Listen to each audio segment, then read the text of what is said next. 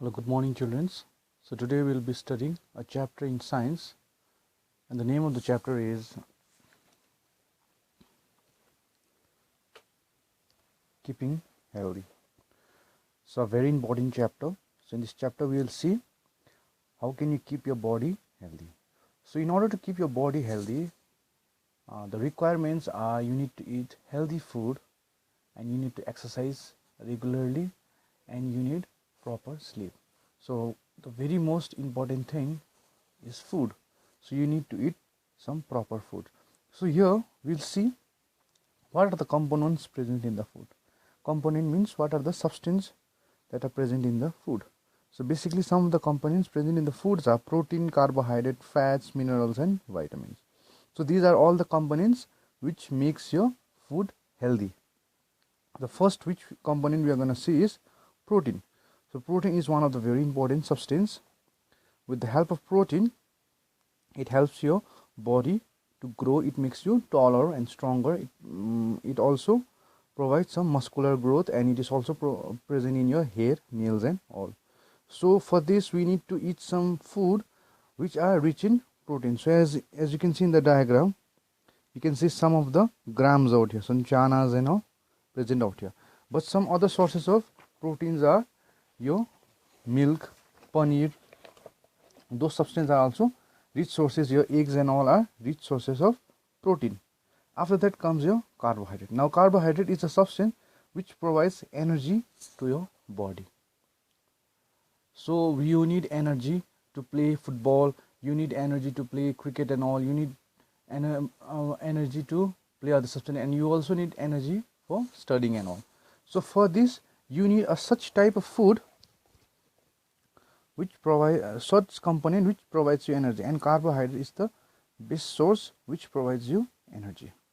So now some of the sources of carbohydrate are rice, corn, foods, potatoes. As you can see in the diagram, these are some of the sources. So basically your rice is a very rich sources, also your potato and all, which provides energy to your body. After that comes your fat. Now fat is a substance which regulates your body temperature.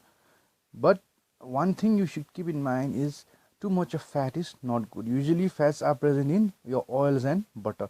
So you need to make sure that you do have this substance, but in a very less amount. Because if you take more amount of fats and all, it may lead to obesity. Obesity means becoming very much fat. So once you are very much fat, your body becomes unhealthy, and you are very your body becomes very unhealthy, and in future you might get some of the very serious disease like diabetes. You might also be having some problem related to your heart. So you need to make sure that you have this substance at very less amount. Then comes your vitamins and minerals. So vitamins and minerals are also very important substance which your body requires for some of the very important function. As we can see out here, vitamin C keeps the gum healthy and helps body absorb iron. So vitamin C, which is usually present in citric foods, so it helps in your gums and also helps in absorbing iron. So vitamin D works with calcium and phosphorus to make strong teeth and bone. So in order to make your bone and teeth strong, you need calcium as well as vitamin D. Vitamin K helps in healing of wounds by clotting blood. So once you have cut in your body, you apply some bandage and all, after sometimes the blood doesn't come out.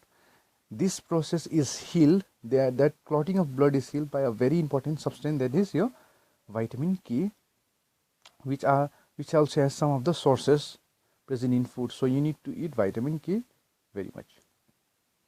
Then you have strong bone, teeth and all. So strong bones and teeth are also provided by vitamin. So blood clotting is stopped. Like I already said, vitamin K provides blood clottings, and also you also have some of the other substances like which are very important, which includes iodine, magnesium, sodium, potassium and zinc. So these are some of the very important substances which have some specific function in your body. So vitamins and minerals. After that, a very important substance, which is water. So human being's body, 60% of human being body is made out of water. So that shows us we need to drink water a lot. So if that is very essential for our body.